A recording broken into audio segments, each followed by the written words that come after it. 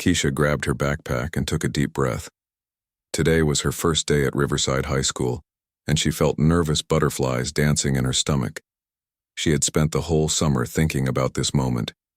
Her mom had worked so hard to move them to this new neighborhood, taking on extra shifts at the hospital where she worked as a nurse. They wanted better opportunities, better schools, and a fresh start. The school building looked different from her old one. Everything seemed newer and shinier. Students walked around with expensive backpacks and the latest phones. Keisha looked down at her own simple clothes and felt a little out of place. But she reminded herself why she was here. She was smart, she worked hard, and she deserved to be in good classes just like everyone else.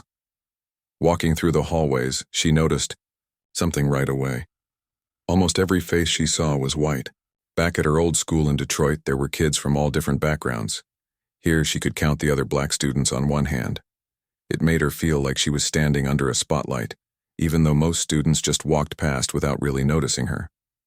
Her first class was Advanced History, something she was really excited about. History had always been her favorite subject. She loved learning about how people lived in the past and how events shaped the world today. Her old teacher, Mrs. Johnson, had always encouraged her to dig deeper and ask big questions. Keisha hoped her new teacher would be just as supportive. She found the classroom and picked a seat in the middle, not too far back, but not right in front either. Other students filtered in, chatting with friends they already knew. A few glanced her way with curious looks, but nobody said hello. Keisha opened her notebook and wrote the date at the top of a fresh page, trying to look busy. At exactly 8 o'clock, the teacher walked in. Mrs. Henderson was a tall woman with gray hair pulled back tight and glasses that made her eyes look stern. She carried herself like someone who had been teaching for many years and expected students to listen when she spoke. The room went quiet as she set her bag down and turned to face the class. "Good morning, class. I am Mrs. Henderson, and this is Advanced American History. I expect excellence from each of you this year.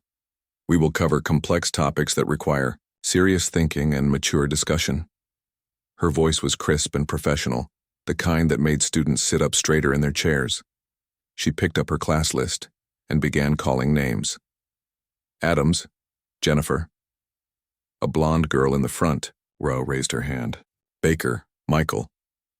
A boy with a football jersey waved. One by one, she went through the list, and students responded with simple here or present answers. Then she got to Keisha's name. Williams, Keisha. But instead of just moving on like she had with the others, Mrs. Henderson paused. She looked up from her paper and stared directly at Keisha for what felt like forever. "Keisha Williams," she repeated, saying each part of the name slowly and clearly, like she was tasting something she wasn't sure about. "Yes, ma'am, that's me," Keisha said, raising her hand with a smile. She wanted to make a good first impression. Mrs. Henderson didn't smile back. Instead, she tilted her head slightly and asked, "Are you here because of the district's new programs to bring in more diverse students?" The question hung in the air like smoke. Keisha felt her cheeks get hot. She wasn't sure how to answer. She was here because her family moved to the neighborhood and she had good grades. Wasn't that why everyone was here? I moved here this summer, ma'am. I was in advanced classes at my old school too," Keisha managed to say, her voice quieter than she wanted it to be. A few students turned to look at her, then quickly looked away. The boy sitting next to her shifted uncomfortably in his seat. Even though nobody said anything, Keisha could feel that something was wrong with this conversation. Back home, when a teacher met a new student, they usually said, "Welcome," or asked what school they came from. They didn't ask questions that made it sound like you didn't belong. Mrs. Henderson made a small sound and wrote something next to Keisha's name on her list. "Well, we'll see how you do. The work here is quite challenging. I hope you're prepared for that." Then she moved on to the next name like nothing had happened. But Keisha sat there feeling confused and hurt. What did she mean by, "We'll see how you do"? And why did she ask about diversity programs? Keisha had straight A's at her old school. She had been in advanced classes since middle school. She read books for fun and always did her homework on time. Why would this teacher think she might not be prepared? The rest of the class period was about course expectations and the topics they would study throughout the year. Mrs. Henderson talked about the American Revolution, the Civil War, and World Wars. She explained her grading system and her rules about late assignments. Everything sounded normal, but Keisha couldn't shake the feeling from their first interaction.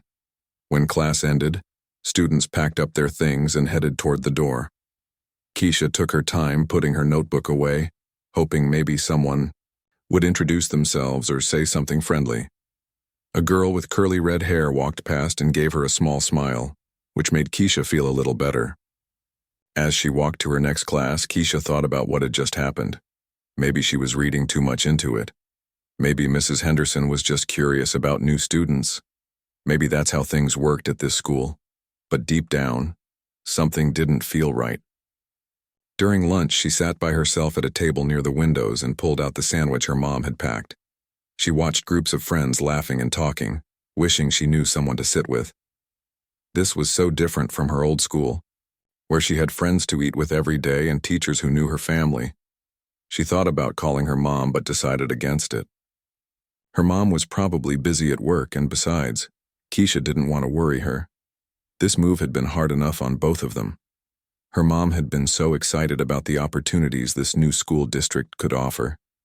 Keisha didn't want to ruin that with complaints about her first day. After school, she walked home slowly, thinking about everything that had happened. The house still didn't feel like home yet. Boxes sat in corners waiting to be unpacked, and her room felt empty without all her posters and decorations from their old place. Her mom got home around 6, tired from her shift but eager to hear about the first day.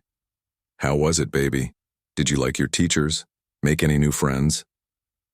Keisha wanted to tell her everything, especially about Mrs. Henderson and the weird feeling she got in history class. But looking at her mom's hopeful face, she decided to keep it simple. "It was okay. The school is really nice. I think it's going to take some time to get used to everything." "That's normal," her mom said, giving her a hug. "Change is always hard at first. But I know you're going to do amazing things at this school. You're so smart and hardworking, these teachers are going to love you." Keisha hugged her back and hoped her mom was right. Maybe tomorrow would be better. Maybe she had just imagined the strange tone in Mrs. Henderson's voice. Maybe this was just first-day nerves making everything seem worse than it really was.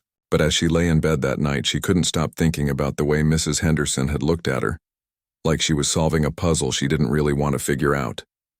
Tomorrow she would go back to that history class, and she would show everyone that she belonged there just as much as anyone else. 2 weeks had passed since Keisha's first day at Riverside High, and things weren't getting better. If anything, they were getting worse. What she had hoped was just a bad first impression was turning into something much more troubling. Every morning, she walked into Mrs. Henderson's history class with a knot in her stomach. She tried to stay positive, telling herself that maybe today would be different. Maybe today the teacher would treat her like everyone else. But day after day, the same pattern repeated itself. It started with small things that made Keisha question herself. When she raised her hand to answer questions, Mrs. Henderson would often look right past her to call on someone else. When other students gave wrong answers, the teacher would say things like, "Good try, let's think about it differently," or "You're on the right track." But when Keisha made any small mistake, Mrs. Henderson would shake her head with disappointment and move on quickly. The worst part was during class discussions. Keisha loved history because it helped explain how the world worked today. She had always been good at connecting past events to present situations. Her old teacher used to praise her for seeing the bigger picture.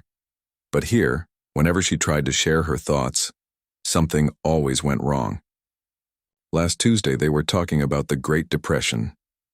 Mrs. Henderson asked the class why some communities were hit harder than others during that difficult time. Keisha knew the answer well. She had read about how certain neighborhoods got less help from government programs, and how some groups of people faced extra challenges finding work. She raised her hand eagerly. "Mrs. Henderson, I think it's because some communities didn't have equal access to the New Deal programs, and there were also unfair hiring practices that made it harder for certain people to find jobs." Mrs. Henderson looked at her with that same expression from the first day.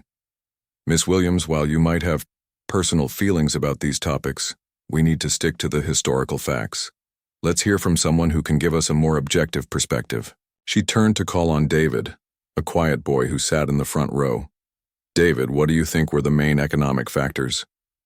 David gave basically the same answer Keisha had given, just using slightly different words. But Mrs. Henderson nodded approvingly and said, "Excellent analysis, David. That's exactly the kind of critical thinking I want to see." Keisha felt like she had been slapped. Her answer was good. She knew it was good. She had read 3 different books about the Great Depression over the summer, but somehow when the same ideas came from David's mouth, they were excellent analysis. When they came from her, they were just personal feelings. This happened again and again. During a lesson about westward expansion, Keisha tried to discuss how different groups of people experience this movement differently. Mrs. Henderson cut her off, saying they needed to focus on broader historical trends rather than narrow perspectives. But later that same day, when a student named Connor made similar points, the teacher called his comments thoughtful and nuanced. The pattern wasn't just about class discussions. Mrs. Henderson seemed to question everything about Keisha's work. When she turned in her first essay about the American Revolution, it came back with more red marks than anyone else's paper. The comments weren't about grammar or spelling mistakes. Instead, they said things like unclear thinking and needs more rigorous analysis and consider whether this is the appropriate level of discourse for this class. Keisha stared at those comments for a long time. She had worked so hard on that essay. She had used 5 different sources and made sure every fact was correct. She had even asked her mom to read it over, and her mom had said it was excellent. But according to Mrs. Henderson, it wasn't even appropriate for the class. The next day, she overheard 2 classmates comparing their grades on the same assignment. Brian had gotten an A- and he was complaining because he had totally rushed it the night before. Lucy had gotten a B+ and seemed happy with that. Keisha had gotten a C+ despite working on her essay for 3 days. She started to doubt herself. Maybe she really wasn't ready for this level of work. Maybe her old school hadn't prepared her well enough. Maybe she was in over her head. These thoughts swirled around in her mind during every class, making it hard to concentrate on the lessons. But the worst incident happened during their unit on the civil rights movement. This was a topic Keisha cared deeply about. She had grown up hearing stories from her grandmother about living through those times. She had visited museums and read books and watched documentaries. She knew this material inside and out. When Mrs. Henderson announced they would spend 2 weeks studying this period, Keisha felt excited for the first time in weeks. Finally, here was her chance to show what she could do. Here was a topic where her knowledge and passion could really shine. On the first day of the unit, Mrs. Henderson was explaining the background of segregation laws. She asked the class, "Can anyone tell me what Jim Crow laws were?" Keisha's hand shot up immediately. She had been reading about this since she was 10 years old. But Mrs. Henderson's eyes swept right past her to the other side of the room. "Yes, Catherine?" Catherine hesitated. Weren't they laws that kept black people separate from white people?" "That's a good start," Mrs. Henderson said encouragingly. "Can you be more specific?" Catherine shook her head. "I'm not really sure about the details." This was Keisha's moment. Her hand was still raised and she was practically bouncing in her seat.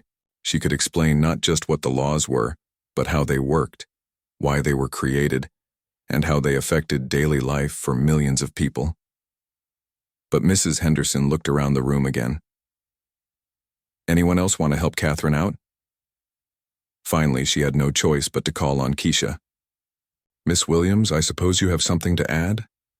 The way she said it made it sound like she was doing Keisha a favor by letting her speak, like her knowledge was somehow less valid than anyone else's. "Yes, ma'am," Keisha said, trying to keep the frustration out of her voice. Jim Crow laws were state and local laws that enforced segregation in the southern United States. They covered everything from schools and restaurants to public transportation and voting rights. The name came from a character in old shows that made fun of black people. These laws were designed to make sure that even after slavery ended, black people would still be treated as second-class citizens. It was a perfect answer. Keisha knew it was.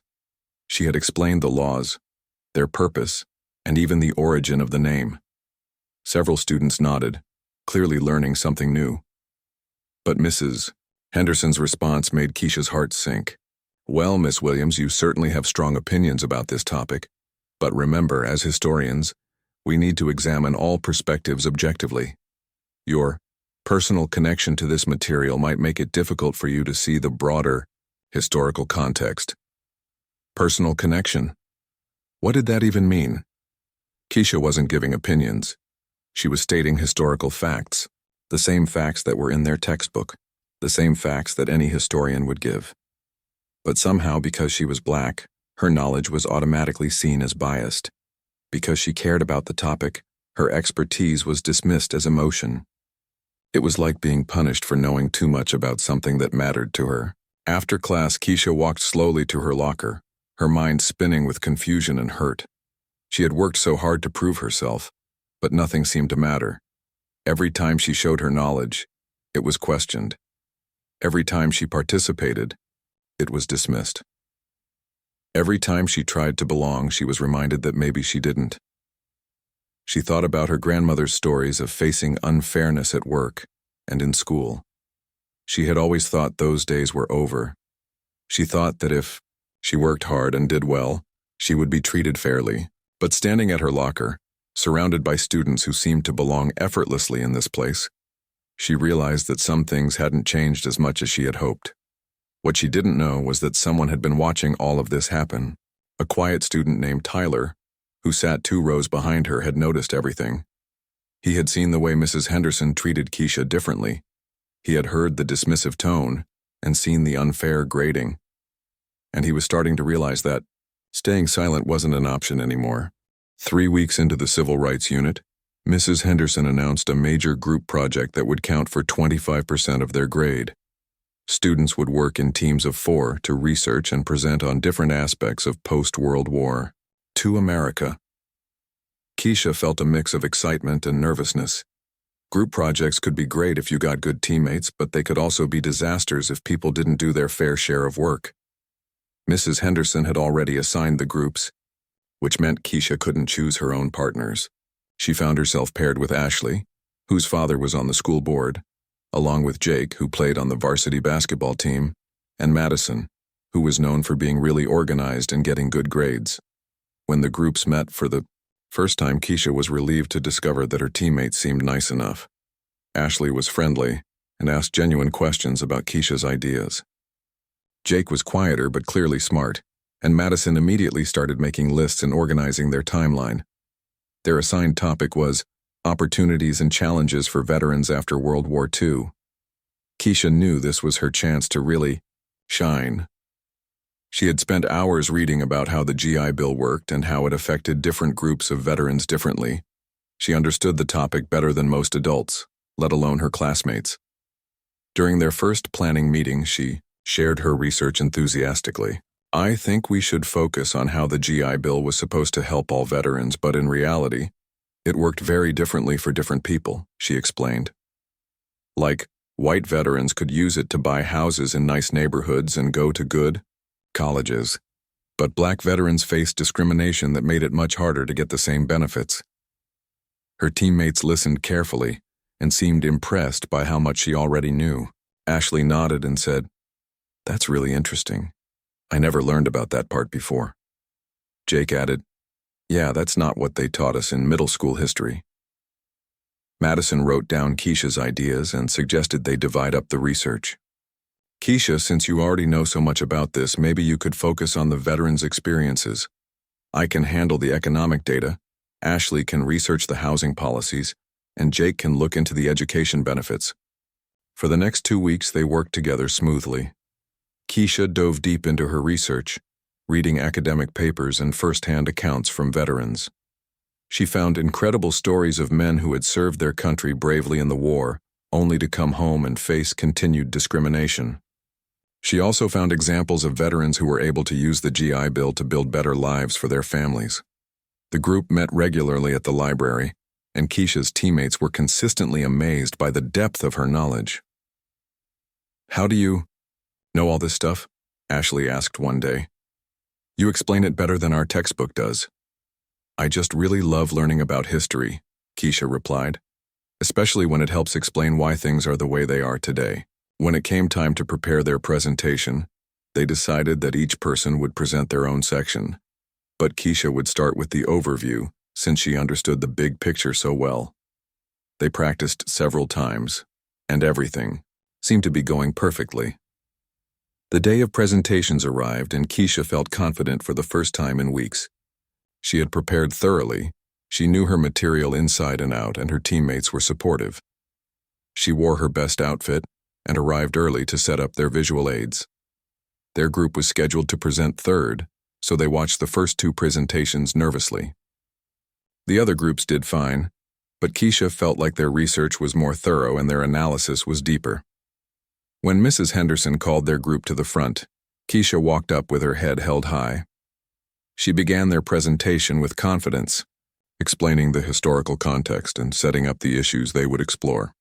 After World War II, America wanted to thank its veterans for their service. The GI Bill was designed to help these men transition back to civilian life by providing education benefits, home loans, and job training. But the reality was more complicated than the promise. She spoke clearly and passionately, explaining how the program worked and why it mattered. Her teammates followed with their sections, and everything was going beautifully. Jake talked about education benefits, Madison shared economic statistics, and Ashley explained housing policies. They had charts and graphs and real examples that brought the history to life. For their conclusion, Keisha returned to tie everything together. The GI Bill shows us how policies that look fair on paper can work very differently in real life. While many veterans were able to use these benefits to build middle-class lives, others faced barriers that prevented them from getting the same opportunities. Understanding this history helps us see how some of the inequalities we see today got started. When they finished, the classroom was quiet for a moment. Then several students started clapping. Ashley squeezed Keisha's hand and whispered, "That was amazing." Even Jake, who rarely showed emotion, was grinning. But Mrs. Henderson's face told a different story. She waited for the applause to die down, then stood up slowly. Her expression was cold and disapproving, the same look she had worn on Keisha's first day. "Well," she said, her voice cutting through the positive energy in the room like a knife. "That was certainly passionate." The word passionate came out like it tasted bad. Keisha felt her stomach drop. Mrs. Henderson continued, "However, I have some serious concerns about the approach taken here. Miss Williams, while I can appreciate your enthusiasm for certain aspects of this topic, your analysis lacks the objectivity we expect in academic work." The room fell completely silent. Students shifted uncomfortably in their seats. Ashley's mouth fell open in shock. "This presentation suffers from a fundamental problem," Mrs. Henderson went on, her voice getting stronger. "You've approached this historical topic through a lens that prioritizes personal feelings over scholarly analysis. History is about facts, not feelings. It's about understanding what happened, not pushing modern political agendas." Keisha felt like she couldn't breathe. Political agendas? She had presented historical facts backed up with sources and evidence. She had quoted from academic books and government documents. There was nothing political about what she had said. But Mrs. Henderson wasn't finished. "Furthermore, Miss Williams, you seem to view every historical topic through the same narrow perspective. This kind of thinking might have been acceptable at your previous school, but here we maintain higher standards of academic rigor." The words hit Keisha like physical blows. Her previous school? Higher standards? She looked around the classroom and saw her classmates staring at their desks, too uncomfortable to meet her eyes. Ashley looked like she wanted to say something but didn't know what. "Perhaps," Mrs. Henderson concluded, "you should consider whether advanced placement coursework is truly the right fit for your background and preparation level. There are other history classes that might be more appropriate for students who struggle with objective analysis." The suggestion hung in the air like poison. Mrs. Henderson was essentially telling her she didn't belong in this class, that she should drop down to a lower level, that she wasn't smart enough or prepared enough to be here. Keisha felt tears building behind her eyes, but she refused to let them fall. Not here, not in front of everyone. She had worked harder than anyone else in this class. She had done more research, read more books, and understood the material better than most of her classmates. But none of that mattered to Mrs. Henderson. "You may return to your seats," the teacher said dismissively, already turning to call up the next group. Keisha walked back to her desk on shaking legs. Ashley followed, whispering urgently, "Keisha, that was completely unfair. Your presentation was incredible. She's wrong about everything she just said." But Keisha barely heard her. She sat down and stared at her hands, trying to hold herself together. She had given everything she had to this class, this project, this school. She had believed that if she worked hard enough and knew her stuff well enough, she would be treated fairly. But now she realized that no amount of preparation or knowledge would ever be enough for Mrs. Henderson. What she didn't know was that Tyler, sitting 2 rows behind her, was furious. He had watched every unfair interaction for weeks, and this was the final straw. He had seen Keisha's presentation, and it was brilliant. It was better than anything he could have done, better than most of the other presentations they had seen all year. As Mrs. Henderson called up the next group, Tyler made a decision. He couldn't stay silent anymore. Someone had to speak up for what was right, even if it was scary, even if it meant standing up to a teacher, even if it meant putting himself on the line for someone he barely knew. Tomorrow, he would find his courage. Tomorrow, he would say what everyone else was thinking, but was too afraid to say. Tomorrow, everything would change. That night, Tyler couldn't sleep. He kept replaying what had happened in class over and over in his mind. He had watched Keisha give one of the best presentations he had ever seen, only to be torn apart by Mrs. Henderson for no good reason. The sheer unfairness of it made his stomach churn with anger. He had been observing the situation for weeks, telling himself it wasn't his business, that maybe he was imagining things. But after today, there was no denying what was happening. Mrs. Henderson was treating Keisha differently, and it was getting worse every day. Tyler had always been the kind of student who kept his head down and stayed out of trouble. He got good grades, turned in his assignments on time, and never caused problems for teachers. He had learned early that it was safer to blend in than to stand out. But watching Keisha suffer in silence was eating away at him. He thought about his own experiences at his old school, where he had been one of only a few Asian students. He remembered the subtle comments about how he must be naturally good at math, or the assumptions that he was quiet because of his culture rather than his personality. He had never spoken up then, choosing instead to ignore the discomfort and focus on his studies. But this was different. What Mrs. Henderson was doing to Keisha was so much worse, so much more obvious, and so much more harmful. And unlike his old situation, Tyler wasn't the target this time.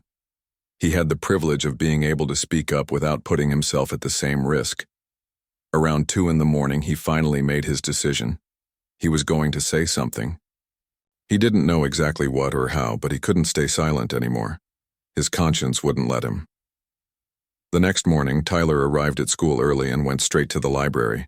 He looked up the school's policies on discrimination and harassment, wanting to understand his rights as a student. He also researched what he should do if he witnessed unfair treatment in the classroom. During lunch, he sat by himself and wrote down everything he had observed over the past few weeks.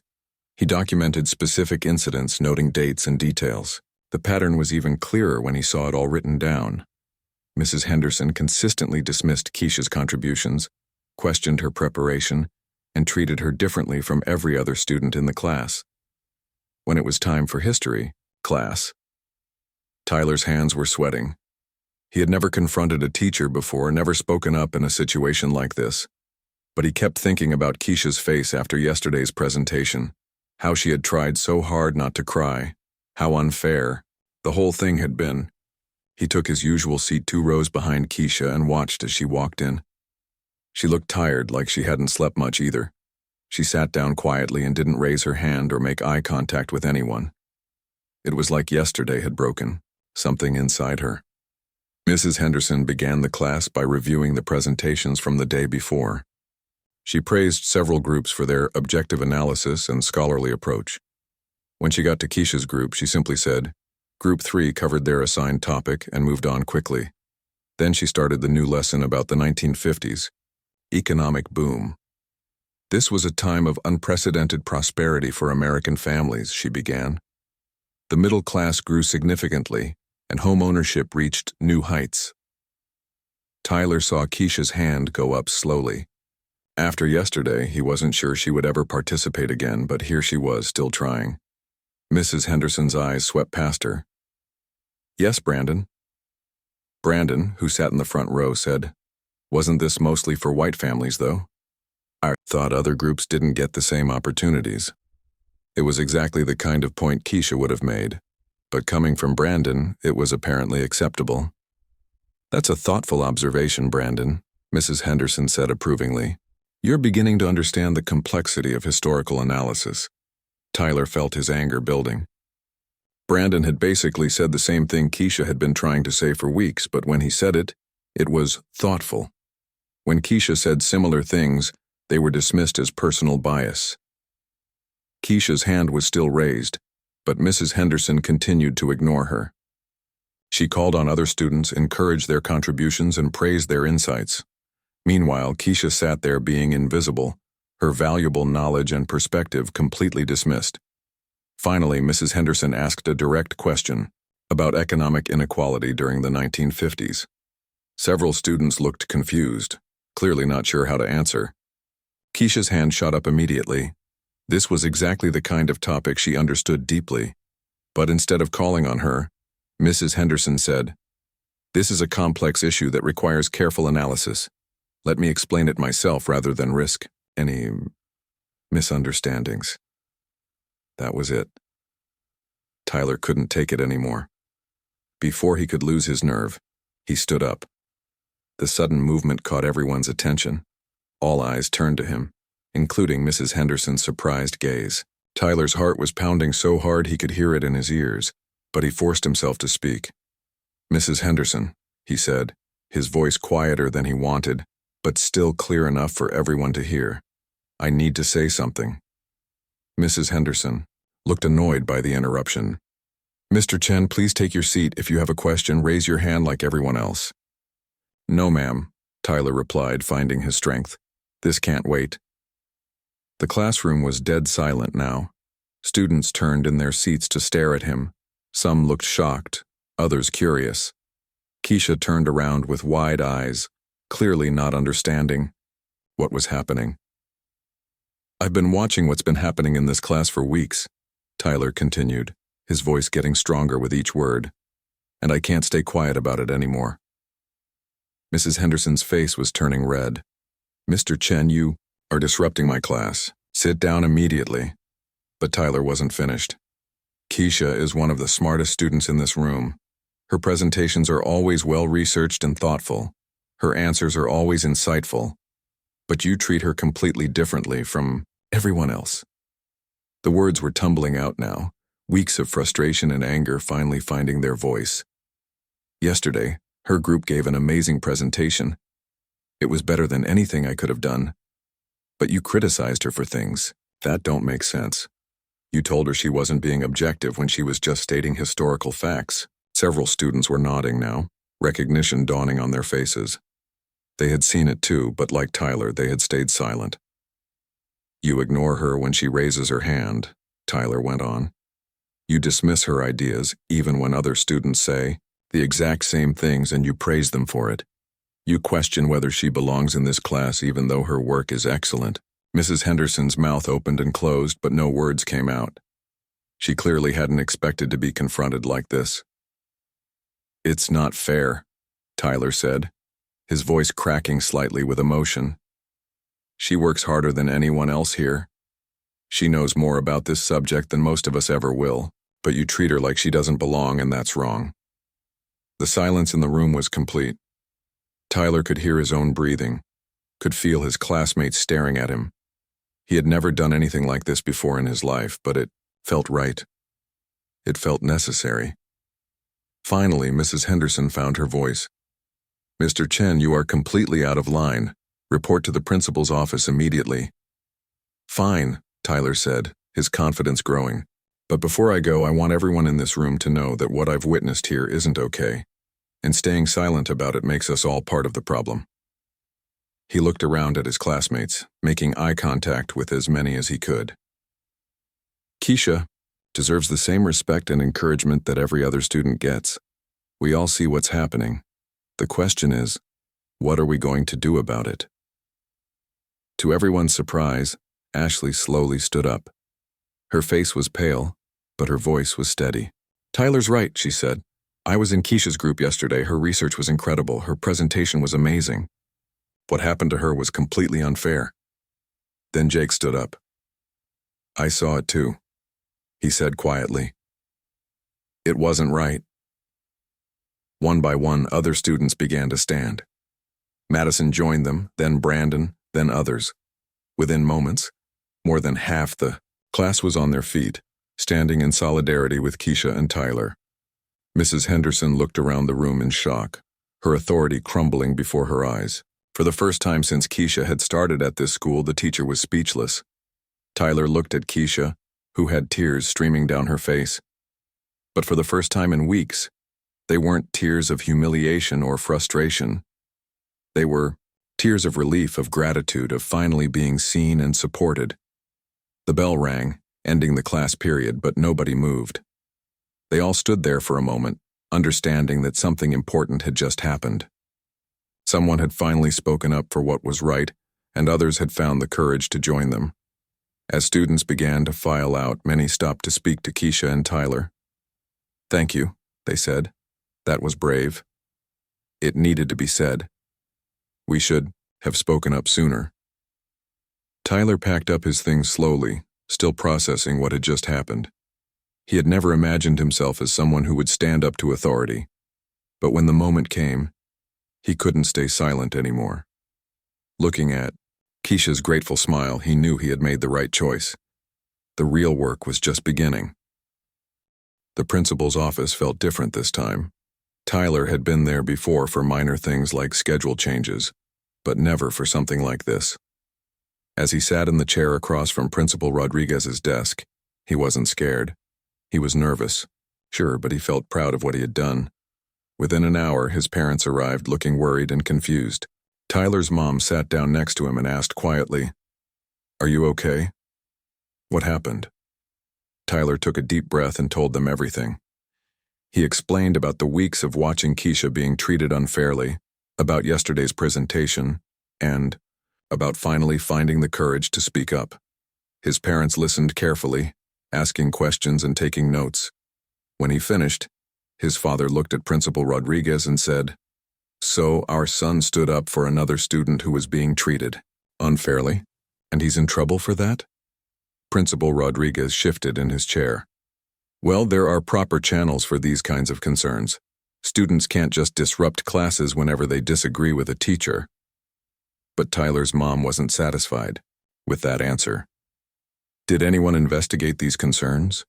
Did any adult step in to help this girl when she was being mistreated? The uncomfortable silence that followed told them everything they needed to know. Meanwhile, word was spreading throughout the school. Ashley had called her father, the school board member, as soon as she got home. Jake told his parents, who immediately contacted the principal.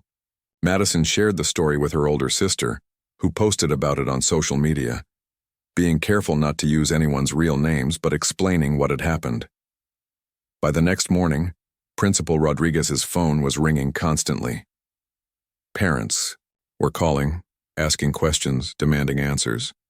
The school board was scheduling an emergency meeting. Local news reporters were starting to ask questions about allegations of unfair treatment at Riverside High. Mrs. Henderson, realizing that her behavior was under serious scrutiny, tried to deny everything at first. She claimed that Tyler had misunderstood the situation, that she treated all students equally, that she was just maintaining high academic standards, but the evidence was overwhelming. Other students came forward with their own observations. Ashley provided detailed accounts of what had happened during the group project. The school counselor admitted that Keisha had come to her office several times, clearly upset, but reluctant to make formal complaints. Most damaging of all, another teacher mentioned that she had overheard Mrs. Henderson making inappropriate comments about some students in the faculty lounge. She had been uncomfortable at the time but hadn't known what to do about it. The investigation moved quickly. The school district couldn't ignore the growing public attention or the mounting evidence. Mrs. Henderson was suspended while they conducted a thorough review of her classroom practices and interactions with students. During this time, something beautiful was happening at the school. The students who had stood up in that classroom began organizing. Led by Tyler and Ashley, they formed a group dedicated to making sure all students felt welcome and respected. They called it the Student Alliance for Fairness and Equality. Keisha, initially hesitant to get involved because she was worried about making things worse, eventually became co-president of the group alongside Tyler. She had been amazed by the support she received from her classmates, many of whom apologized for not speaking up sooner. "I always thought if I just worked hard enough and kept quiet, everything would be okay," she told the group during one of their first meetings. "But Tyler showed me that sometimes staying quiet isn't enough. Sometimes we have to speak up for each other." The group started small, organizing discussions about respect and inclusion. They created a system where students could report concerns anonymously. They worked with teachers and administrators to develop better policies for addressing discrimination when it happened. Their efforts caught the attention of other schools in the district. Soon student groups were forming at schools throughout the area, all inspired by what had happened at Riverside High. The investigation into Mrs. Henderson's conduct concluded after 3 weeks. The findings were clear. She had violated multiple district policies regarding fair treatment of students. She had shown bias in her grading, her classroom interactions, and her expectations for different students. The school board faced a difficult decision. Mrs. Henderson had been teaching for over 20 years and had tenure, which made it hard to fire her outright, but they couldn't ignore what had happened. In the end, they reached a solution that surprised everyone. Mrs. Henderson would not be fired, but she would be required to undergo extensive training on bias, cultural sensitivity, and inclusive teaching practices. She would also have to work with a mentor teacher for the rest of the school year, and her classes would be regularly observed to ensure she was implementing what she learned. Some people thought this wasn't enough punishment. They wanted her fired immediately, but others, including Keisha and her mother, supported giving her a chance to change. "Firing her doesn't necessarily help anyone learn from this," Keisha's mom explained to a reporter. "But if she can truly change her behavior and become a better teacher, then other students might benefit in the future." Mrs. Henderson's response to all this was perhaps the most surprising part of the whole story. At first, she was defensive and angry, insisting that she had done nothing wrong. But as the training progressed and she was forced to confront the impact of her actions, something shifted. It started with small changes. She began acknowledging all raised hands in her classes. She stopped making assumptions about students based on their backgrounds. She started encouraging questions and different perspectives rather than shutting them down. The real turning point came when she requested a private meeting with Keisha and her mother. In the principal's office, with tears in her eyes, Mrs. Henderson offered a sincere apology. "I was wrong," she said simply. "I let my biases affect how I treated you, and that was completely unacceptable. You are a brilliant student, and I failed to see that because I was blinded by my own assumptions. I'm sorry." It wasn't easy for Keisha to accept the apology. The hurt ran deep, and trust wasn't something that could be rebuilt overnight. But she appreciated that Mrs. Henderson was taking responsibility for her actions. "I forgive you," Keisha said quietly. "But I hope you understand that saying sorry isn't enough. You have to keep working to do better." Mrs. Henderson nodded. "I understand, and I will." The changes at Riverside High went far beyond just Mrs. Henderson's classroom. The administration implemented new policies for addressing bias and discrimination. They provided training for all staff members on inclusive teaching practices. They created better systems for students to report concerns without fear of retaliation. Tyler found that standing up for Keisha had changed him in ways he never expected. He became more confident, more willing to speak up when he saw injustice. He also developed a deep friendship with Keisha, built on mutual respect and shared experiences. Keisha flourished in her new environment. With the support of her classmates and improved treatment from her teachers, her confidence returned stronger than ever. She excelled in all her classes and became a leader not just in the Student Alliance but throughout the school. The story of what happened at Riverside High spread beyond the local community. Tyler and Keisha were invited to speak at conferences about youth leadership and fighting discrimination. Their Student Alliance model was adopted by schools in other states. But perhaps the most meaningful change was the simplest one. In Mrs. Henderson's classroom, students felt safe to participate, to ask questions, to share their perspectives without fear of being judged or dismissed. All students, regardless of their background, were encouraged to reach their full potential. Years later, when Keisha graduated as valedictorian and Tyler as salutatorian, they both reflected on how much had changed since that difficult semester. They had learned that speaking up for justice isn't always easy, but it's always worth it. They had discovered that young people have the power to create real change in their communities. Most importantly, they had proven that when good people find the courage to stand up for what's right, they can inspire others to do the same. And sometimes, that's all it takes to change the world, one classroom at a time. Mrs. Henderson, who had genuinely transformed her teaching approach, was there for their graduation. She approached them afterward with pride in her eyes. "Thank you," she said simply. "Thank you for helping me become the teacher I should have been all along." It was a reminder that people can change, that redemption is possible, and that sometimes the most powerful transformations come from the most difficult moments. The story that began with hurt and injustice had become one of courage, growth, and hope for the future.